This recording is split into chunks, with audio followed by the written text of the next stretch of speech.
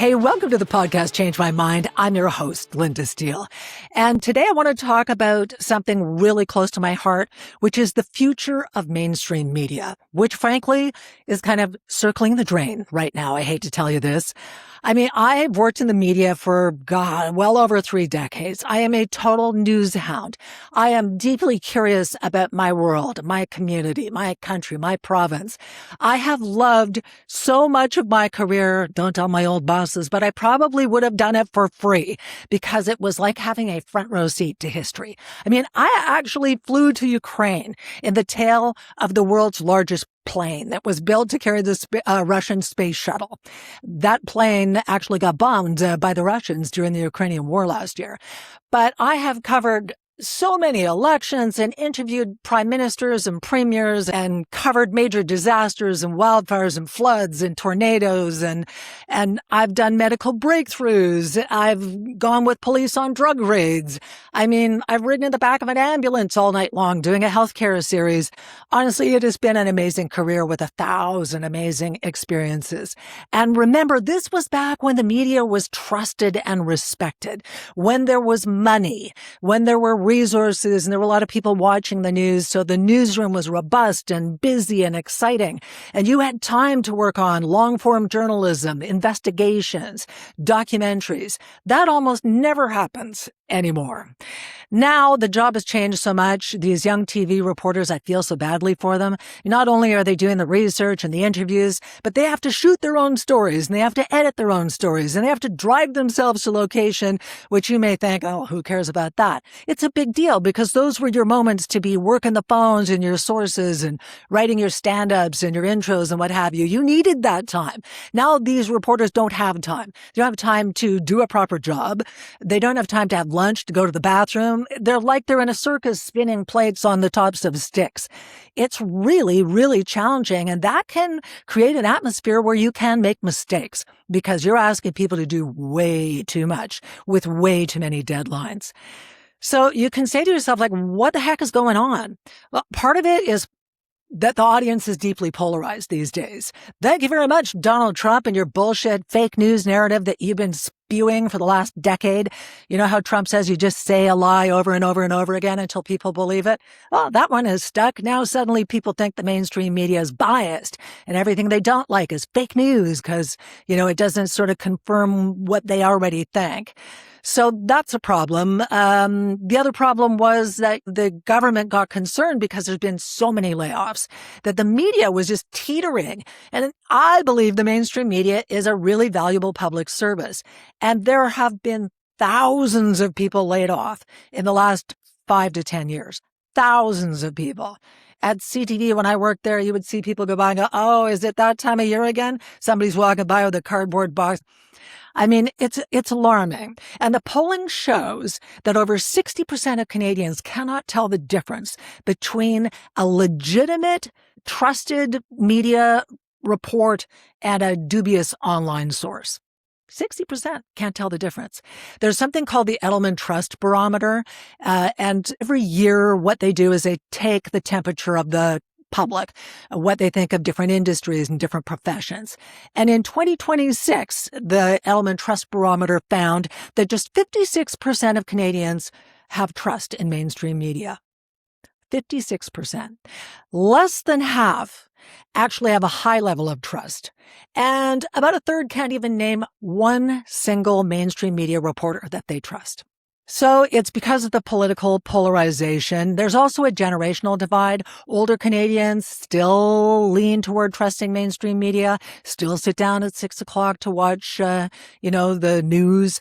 Younger Canadians, they want to go on social media. They tend to trust cat turd on Twitter more than they trust an actual journalist from Global or CBC. And that is leading to lower ratings and lower profits, and that means more layoffs, and newsrooms are left just doing the basics. Wham, bam, thank you, ma'am. Just, the facts and nothing else. No digging, no scratching the surface. Not very much anyway. And it's left me thinking I loved my media career, but I would not want to be doing it full time right now. And I am left wondering, can the mainstream media survive, and what does it need to do to regain the audience trust. That's what we're talking about today. And I want to pull in my producer and co-creator, Melanie Nagy, for a little bit of a discussion about this. And Mel, I know that you are a news hound yourself. It's distressing to watch the industry that we love and we respect and we believe in falter and kind of lose trust.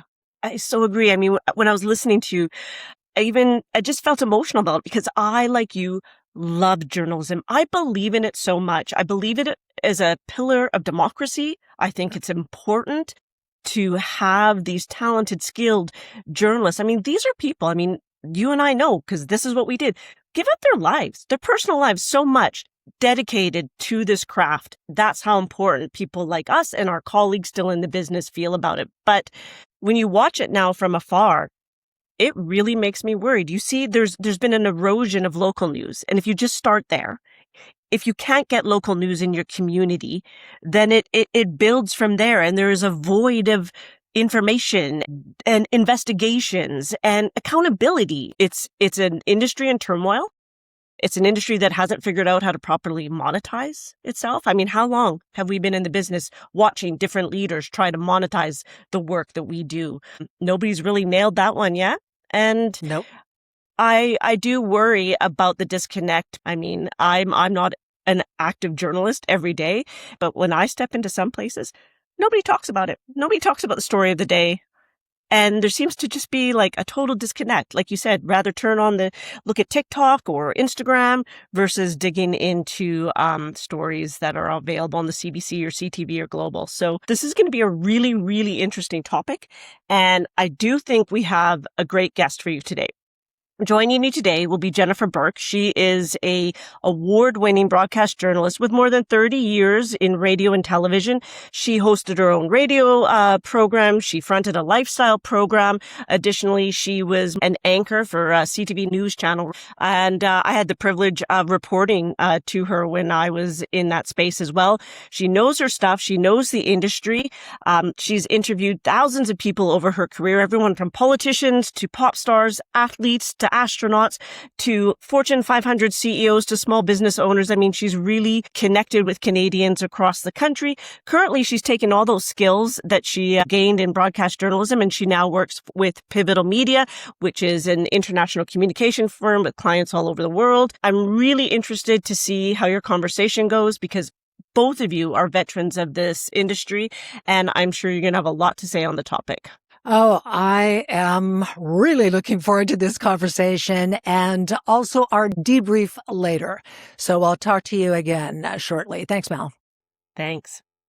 Jennifer Burke, I am so excited to actually meet, even through this format, because I feel like I know you, even though we've never actually met, and even pulled out one of my red anchor blouses, just because we have so much in common. So thank you so much for doing this. My absolute pleasure. And I feel the same way. We have had similar trajectories, worked for the same companies. My brother is the chief of police in West Vancouver, and I know you also have a similar connection. So it's just such a pleasure to get to meet you and do this podcast. Well, thank you so much. And honestly, I feel sad because I loved my media career so much and it was fun and there used to be money and there used to be resources and time to do investigations. And then the worm turned, the public started to not trust the media. Can you pinpoint from your point of view when that started to change, that people started pulling away going, oh, fake news? I think there are a few reasons, some of them political, some of them just societal. But I think to your point, over the last decade, for sure, the word trust is so important because it has eroded. And what used to be a storied profession, journalism, suddenly became, I don't want to say the enemy, but it certainly lost the respect and trust of the public. Well, and it makes me think that there's a media literacy problem because the audience can't seem to tell the difference between a news story and an op-ed. And they're angry when a radio talk show host expresses an opinion that they are paid to have, and they assume that everyone who works in the newsroom is then biased. That's not the way it works. I think the lines have been blurred, to your point, but I have to push back on that a bit in terms of people should understand what they're watching. That if you're watching a newscast, for instance, that's reporting the facts, it's very different from listening to you or I when we were on CKNW. We are paid to have opinions. We are paid to editorialize. And there are very clear lines of delineation, right? But if people aren't paying attention and just hearing what they want to hear, that's a problem. So you always need to consider the source and check the source and ask those questions. I'm constantly telling not just my daughters, but people who, complain about the news is, well, where are you getting your facts? Where are you getting that information? What's the source? And just being someone with a phone, because anybody with a phone nowadays, Lynda, as you know, can call themselves a quote unquote journalist. Well, there's so much to unpack there because just on that point, people are posting little videos on social media with no context. And then everybody's reacting like, oh my God. I mean, that is not a credible news source. And it's frustrating to me that people say, oh, I don't need the mainstream media. I get everything I need to know online. Well, partially you're getting stories from mainstream media that are being repurposed, regurgitated. And part of it is stuff that you need a trusted source, a trusted journalist to interpret what that video is before you're putting it out there so people can leap to conclusions. Context matters.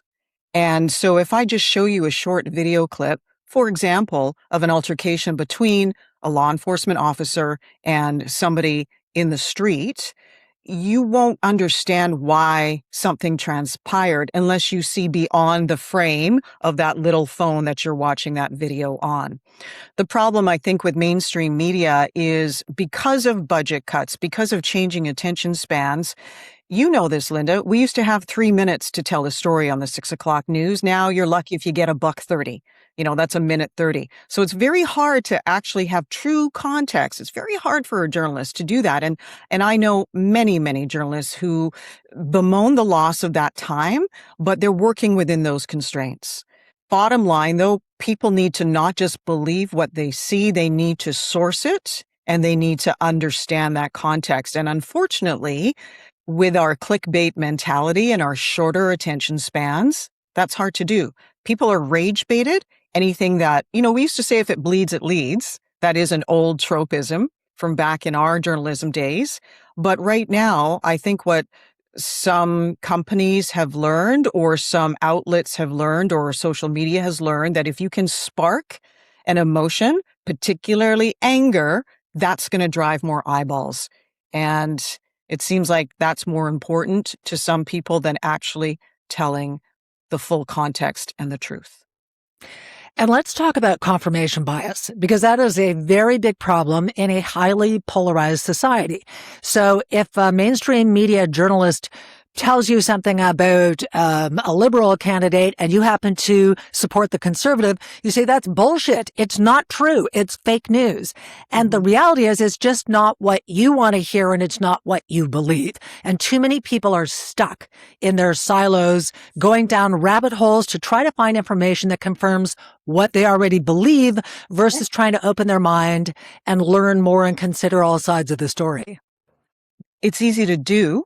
Because again, the simplest path to confirming your bias is to just watch stuff that does exactly that. So for instance, I will always tell people, and they're surprised when they hear this, I don't just watch, for instance, CNN or any of the quote unquote mainstream media. I will watch Fox, which is now mainstream, but I'll also go to Al Jazeera. I'll go to BBC. I'll go to different publications. I used to read Breitbart when I was fully entrenched in the news, just to get those different perspectives and understand where people are coming from.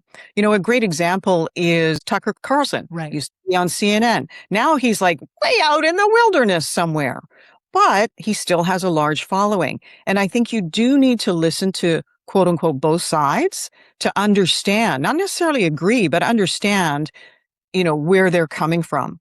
Because people have legitimate and valid disappointments and concerns and issues. And you need to listen without judgment before before finding yourself in the same place you're always in. Do you think that the media has to take some of the blame from the point of view of, we're going to feed you this broccoli news that you may not be interested in and you may not like, but it's good for you. Kind of this sense that the media is a little holier than thou, a little smarter than the average cat, a little elitist. Is there any of that at play here, do you think? The perception, at least? I don't know if I agree with that's the perception of the media. I'm sure in some areas it is, but we have to remember that, on each coast, and I live in Toronto, you're in Vancouver, but whether you're in New York or in LA, like there is a different bias might be the wrong word, but it's a different environment. And there's this whole section of people who live in between, whether you're on the prairies, and we're seeing that unfold in Alberta now, that feeling of disconnect, right? Or if you're in middle America. So if all the major outlets are coming from both the East Coast and the West Coast, of course, people are going to feel like their voices aren't being heard. And we've seen that in American politics. There's a whole subculture of people not feeling like they're being listened to or taken seriously. And that's why we've seen the rise of certain politicians. They've tapped into that. And I think that's where the disconnect happens. We are so polarized now. And the idea for me, the goal would be to try and bring both sides back together somehow. One of the other concerns that I've had, both when I was working in the media and just standing back and watching what's happening, is the amalgamation. Suddenly, big media companies taking over independents and sort of swallowing up different points of view and different perspectives and different ways of delivering the news. My old newscast at Global Edmonton is now recording its 6 o'clock news in order to save money to have it produced in some other market 1,000 miles away. So, I think there's a concern there as well about too much corporate ownership. And that could even lead us to the 60 Minutes situation, which people have been watching unfold, and everybody has been talking about it, where there's a concern that perhaps politics have intervened through new ownership to direct the tone of coverage in a certain direction. There's just a lot going on behind the scenes that I don't know that the average person is aware of, but they must be picking up on it in some way. Well, the 60 Minutes whole incident with Scott Pelley and the other correspondents and the executive producer being fired, and the perception of there is interference and a bias because there's been, to your point, takeovers, right? There's been mergers and acquisitions, and they need approval to get this acquisition going. So they need to curry favor with the current administration. That's not made up. There is stuff happening. And if you talk to Scott Pelley or read his amazing article in the New York Times when he explained it from his perspective, absolutely, CBS was forced to pay a bribe to the Trump administration in order to get that merger to go ahead. So there's no question that as we see smaller outlets being absorbed by larger conglomerates or cost-cutting measures happening, whether it's global or CTV, the bottom line is the advertising dollars that used to support private broadcasters is gone. It's gone to Google. It's gone to Facebook. So there's just not enough money to go around to support quality journalism the way you and I used to understand it, Lynda. There used to be budgets to do deep dive investigations, not just giving you the latest weather or the latest traffic or the latest car crash, because those are easy things to report. Gone are the investigations, especially with local news, into small town events that are happening. Like, who's covering municipal politics in a really in-depth way? Who's covering school boards? Who's covering, when something goes wrong, maybe a large company leaks into the water, or there's some misappropriation of funds. There's just not the manpower or the resources to cover stories like that anymore, particularly in local communities, and that's what suffers. But you still have to fill that 60-minute hole, and by 60 minutes, I mean the newscast. So you fill it with American feeds, or you fill it with pre-produced stuff from another region that really has nothing to do with you, but it's a light and fluffy story, and it fits that kicker segment at the end of the newscast. But the takeaway is there's just not enough money to do proper journalism anymore. And that is what that's what's the most heartbreaking for me. I was talking to someone who works with the CRTC the other day, and she was saying, what do you think needs to happen? And, I was just sort of creating a mind movie and said, I don't know. I kind of feel like the way I see it, news organizations make a lot of money off running American programming. And the news is a public service, and it shouldn't be bled dry from the other side of the operations at Bell Media or Global and Chorus and whatever in order to just keep the license going. I'd like to see dedicated resources to the newsroom. And if you then want to make more money or return more money to the shareholders, you got to find it somewhere else, but that the news is protected as a public service. Am I dreaming? Would that ever happen? Well, I don't disagree, but I think the business model is broken. And I don't think we're going to see that come back. And again, those decisions are made at levels way beyond my understanding. But it is about the bottom line. And if a newscast is not drawing eyeballs or making money or pulling in advertising dollars, and it's costing more to produce than it's generating, then you've got a target on your back. They need to find quote unquote efficiencies. And that usually means journalists who have been there a long time, cameramen and camera women who have been there a long time, editors who have that experience. It all comes down to the bottom line. And I have no issue with young people coming into this profession. It's awesome. But I know, as someone who was in a newsroom, and I was one of the oldest women in the newsroom, you have a bit of a target on your back because there's someone willing to do your job for way less. Now, what you're sacrificing for that is years, decades of veteran experience, but you're still getting that $1.30 pushed out, right? But you're not maybe getting the context or the breadth of experience that a senior journalist might provide. I don't know if See, that answered your question, but no, to me, that's what I'm noticing happening. I think that the healthiest newsroom ecosystem is a blend of veterans who have a lot of experience, who can mentor younger journalists who are flying by the seat of their pants with a million more deadlines than anyone used to have. And to your point, I'm seeing salary dumps of the veteran journalists getting offed because now they're got gray hair and they cost the station too much money.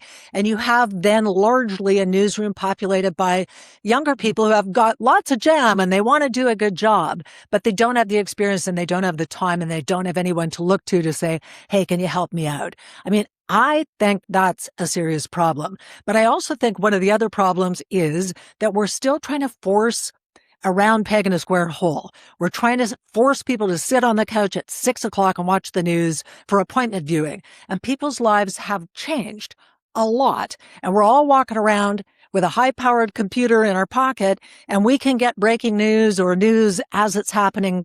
We don't have to wait and sit at 6 o'clock to watch the news. So I think that's part of the problem, is that news directors seem paralyzed with fear. Oh my gosh, we're not making the money. I'm going to have to lay more people off. And everyone's too afraid to break the model that's not working, which is people don't want to wait until 6 or 11 o'clock at night. They want the news now. Is that part of the problem, that we need to get really creative and figure out how to deliver news? Because I think people want news. I think there is a appetite for good quality, trustworthy news, but you've got to deliver it in a way that works for people's busy lives.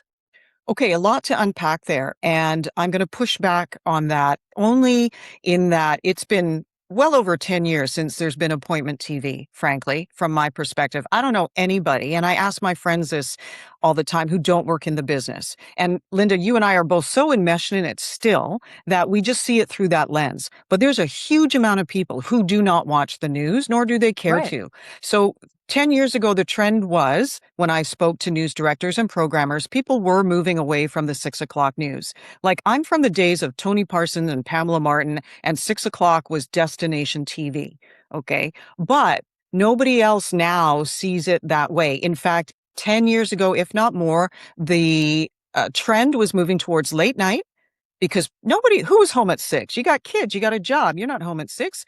So the trend was moving towards late night viewing. So the 11 o'clock, the 11:30 shows were still holding their ground, or early morning, right before people were heading off to school. But the 6 p.m. show was becoming a bit of a dinosaur, and you can see it right across the country now. There's very few dual anchors on 6 o'clock. Vancouver is an anomaly, Toronto is an anomaly, but everywhere else it's either just done by someone in front of a green screen, and it's not an hour anymore, it's half an hour. But my point is, we're too close to it, Lynda, to, I think, really appreciate that people are not getting their news from mainstream TV at 6 o'clock.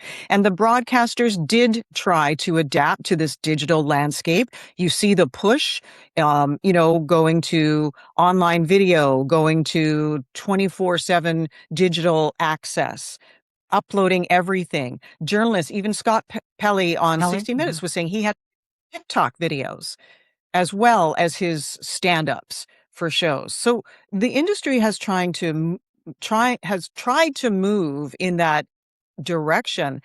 But again, it's the advertising dollars that aren't there, the eyeballs that aren't there. Young people in particular are getting their news from different sources. I used to get 3 newspapers delivered to my house, and now I get one. It's the New York Times on the weekend. But often the news in the New York Times, the paper edition, is old. I've read it already online on my phone. So I appreciate that broadcasters and news organizations have been trying to maintain the status quo.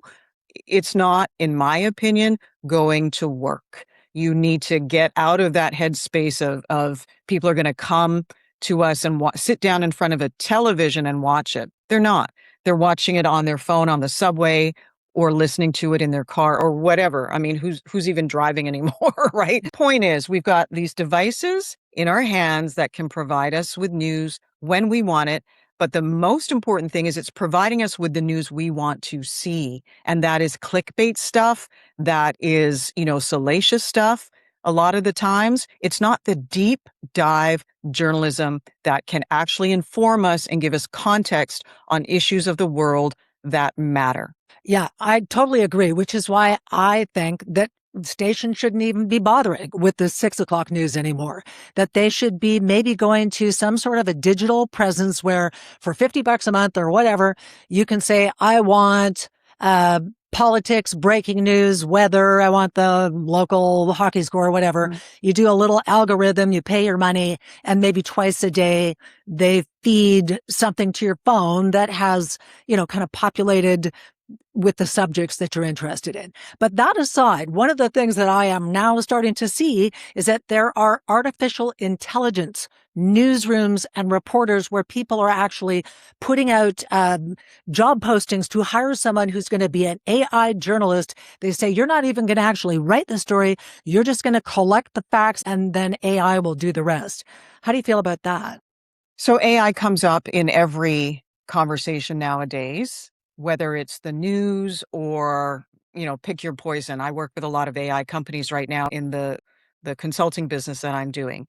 AI is one of the most transformational technologies of our time, if not the most transformational, right? It's right up there with the phone, the internet, when we got rid of the horse and buggy, okay, and moved to steam engines or cars or whatever.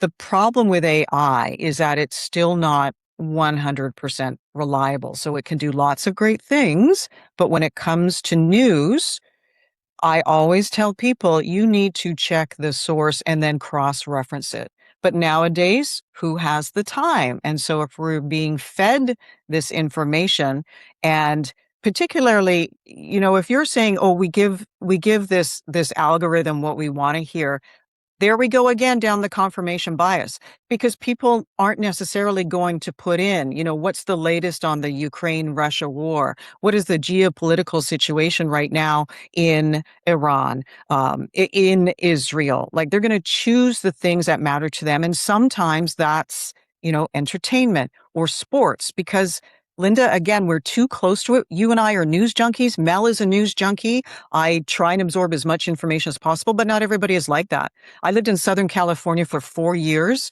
in a community where most of the moms were stay-at-home moms, and I would still commute to Vancouver to do a lifestyle program for the CBC.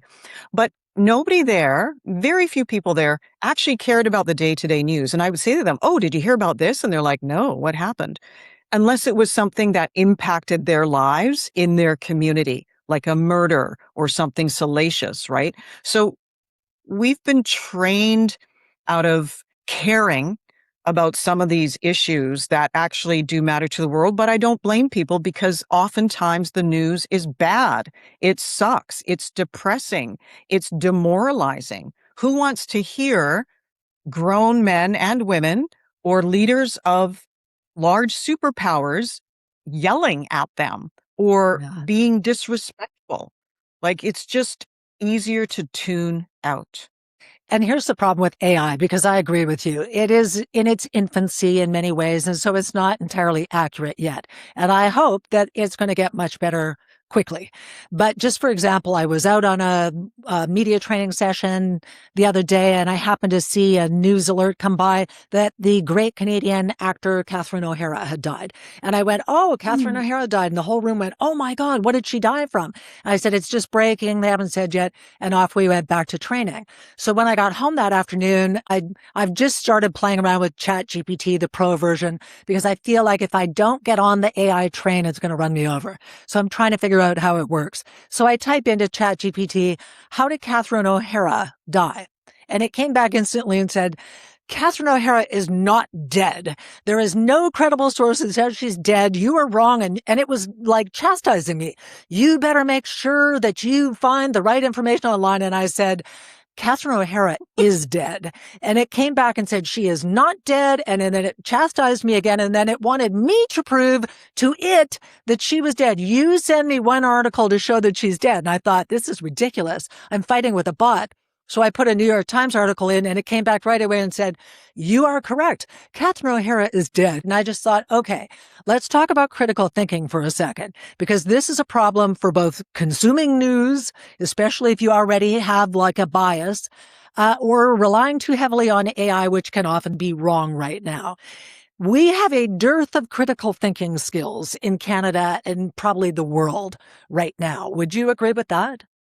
I think people are tired, Linda, and they're looking for easy ways to access information. And we've been trained now to expect things quickly, to be told or breaking news without sourcing now seems to be okay. And it's not. Again, you and I are from an era in television news where you had to double source, if not triple source everything. But it's far too easy now for someone to punch into an AI model, not using the correct prompts. Like, if I could give you some advice on how to use AI that would better serve you, you tell it right away. Like, do not make anything up. Do not attribute your statements without sourcing, right? But even then, as you experienced, sometimes it's still wrong, and it's wrong with confidence. So people who don't push back or upload the New York Times link that says Catherine O'Hara is indeed dead, right? The bot doesn't care if it's wrong. It will apologize. "Oh, sorry," right? But it cannot be your one and only source of fact checking. It cannot. You must have other avenues to source credible news and material. Okay, so we're talking about the reality of what's going on with the way news is developed and distributed and the lack of trust that we're seeing. So how do we fix it? Is the mainstream media salvageable, and what needs to happen? What needs to change? I wish I had the answer. I can tell you what I do. I choose very carefully certain institutions, certain journalists, certain publications to get my information from, and then I will cross-reference it with an opposing voice. So, for instance, I love The Atlantic.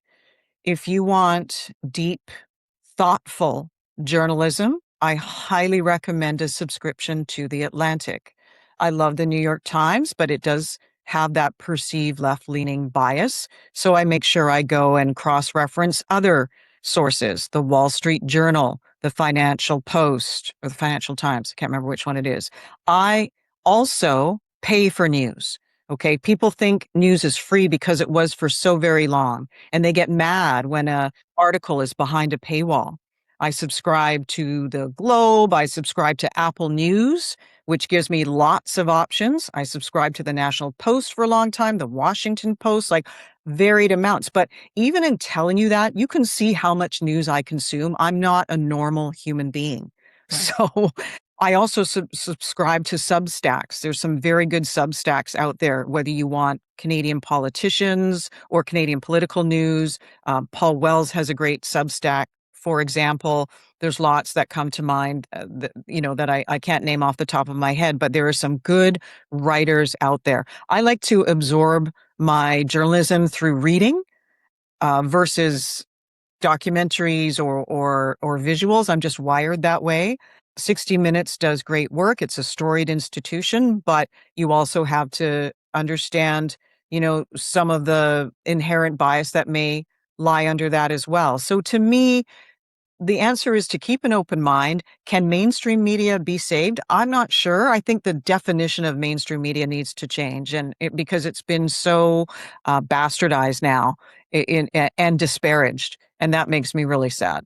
Yeah, and just before I let you go, I'm curious to know if we were able to resurrect Knowlton Nash, Walter Cronkite, and put them back at the anchor desk. Do you think that this generation of people would trust them or be just as distrustful because it's kind of a shoot the messenger kind of thing for some people? Well, first of all, we probably will see Knowlton Nash and Walter Cronkite in some kind of weird AI avatar.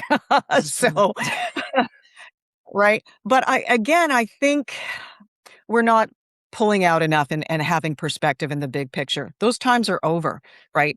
That era of the Walter Cronkites, for example, or the Knowlton Nashes, right? In the US, there were three networks, ABC, NBC, CBS. And there was a small room of chain-smoking white men in their middle age making decisions on what kind of news the American public, and therefore, Canadians or whatever, writ large, should hear. That ship has sailed. It is not coming back. Now everybody with a phone is a journalist. So it behooves the viewer or the reader to do their diligence. My youngest daughter will also often come to me and say, "Mom, I heard this on," insert social media giant here, right? And I'm like, "Okay, what did you hear?" And she's like, "Well, this and this and this." I'm like, "All right, go back and look for the context somewhere else. Go back, like Google it or whatever, find a different confirmation source that will show you whether or not that fact is true or not." And again, it's on us now to be informed and understand context and do the due diligence. Unfortunately, I don't think the majority of people have the time or the inclination to do that. Yeah, and I'd like to add to that before you share a salacious story on social media, stop and think for just 1 second. Is this actually true? And see if you can just do a little quick Google search. Oh, it turns out that that's completely inaccurate. So don't be part of the problem of spreading actual fake news. My last question to you is, what advice would you give an aspiring young journalist today then in the midst of this kind of chaos? My oldest daughter is at McGill, and she's the one interested in journalism. And part of it is because she truly believes in fairness and justice. She wants to be a lawyer, but she's now gotten the journalism bug. And she was named in her fourth year at McGill, the editor-in-chief of the McGill Tribune. I am Nice. incredibly proud of that achievement, because often it's on these university campuses where those seeds of indignation give rise to change. And I'm so proud of her, but I'm also worried for her, because this journalism landscape that we're in is a very difficult one. So it's like, is that Sisyphean? Is it Sisyphus who kept pushing the boulder up the hill? Like, it's a monumental task to maintain the integrity of journalism. But I don't want to leave your listeners or viewers with a darkness or a skepticism, even though I'm a skeptic. But I think it's continue to fight the good fight, support good journalism, support independent journalists, and ask questions. In many ways, we have to advocate for ourselves and for our kids. So keep asking those questions and keep supporting, those small local community papers, if they even still exist, right? Keep searching for the truth. As the X-Files used to say, it's out there somewhere. I love it. And you know what? My final word to young people who think they maybe want to get into journalism is, despite the challenges and the extra deadlines and the extra tasks that you have to do that my generation didn't have to, it is the most rewarding, the most fun job where you will create relationships that will last a lifetime. So don't give up hope. I think, to your point, that the mainstream media will have to just reinvent itself, and then we're off to the races again. But Jennifer Burke, I love this conversation. Thank you so much for doing it.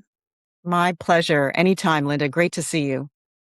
Oh, I love that conversation. It was just like almost getting a news fix, and so great to talk to someone else who's spent as much time in the news industry as me. Let's bring back in co-creator and producer Melanie Nagy. And Mel, I don't know. I guess there was some parts of that conversation that felt a little bit depressing, but it was also very real. I think what she was saying and the conversation was touching on the right parts, which was that, yeah, the industry is in trouble, but it's up to the industry to find a way to regain trust and create a new model that you can monetize. It really was a conversation that was rooted in so many truths. And while it is sad to think of the state of the industry, what I really am taking away as well is not just the industry's responsibility to kind of course correct, but the individual. As individuals, as people who, whether you are a light consumer, a part-time consumer of news, or news junkies like we are, we have a responsibility to step outside of silos. I really loved, and you both talked about this, how second sourcing, varieties of sources, being willing to pay for news. That is a big thing, particularly in Canada. It's something I've thought about for a long time. It is so true. We've just become accustomed to not paying, other than, say, our morning paper that people would indulge in. And you know what? You might have to pay for your product. You pay for everything else, right? So, I mean, there is that bit of the onus on the user. I love that you both as well talked about advice for a younger generation. I really do hope that people continue to step into this profession. I know it's getting harder. Journalism programs, even where I went to, for example, BCIT, having to change that program. Some journalism programs even shutting down. But I hope we can save the industry, or the industry can be saved, because I really do believe that in a society, a democracy, you can't have it without journalism. Oh, 100% agree. And I think the only thing I would say about what you just said is that people are not going to pay for something that they don't trust or value or respect anymore. So it is a bit of a chicken and an egg thing. And you're right. I mean, there is work to be done on both sides, that news consumers have to be a little bit more diligent about checking sources and not just taking one organization's word for something. But at the same time, the news organizations have to go, what are we doing wrong? Why do people not trust us anymore? How do we fix this model? And how do we deliver credible news to people that they can use in their lives in a way that suits their lifestyle, versus forcing them to sit on the couch at 6:00? But there's a lot of work to be done. I still feel like the industry can be saved, but it's not looking very good right now. Well, it was a great conversation, and I really appreciated it both.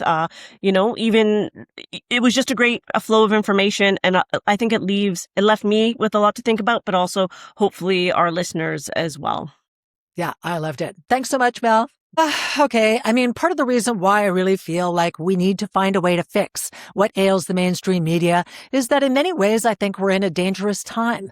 We're seeing world wars. We've got financial crises. We've got America basically trying to sabotage our economic system and take us over as the 51st state. We got people talking about separating from the country.